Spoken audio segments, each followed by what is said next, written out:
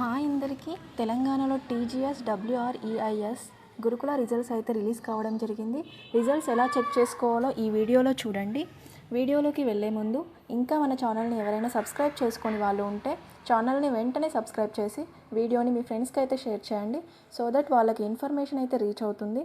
ఇక వీడియోలోకి వెళ్తే యూఆర్ఎల్లో టీజీఎస్ డబ్ల్యూఆర్ఈఐఎస్ అని టైప్ చేసి ఎంటర్ బటన్ ప్రెస్ చేస్తే ఇలా మనకి వెబ్సైట్ లింక్ అనేది చూపిస్తుంది. ఇక్కడ ఫస్ట్ కనిపిస్తున్న లింక్ పైన అయితే క్లిక్ చేసినట్లయితే వెబ్సైట్ అయితే ఈ విధంగా ఓపెన్ కావడం జరుగుతుంది.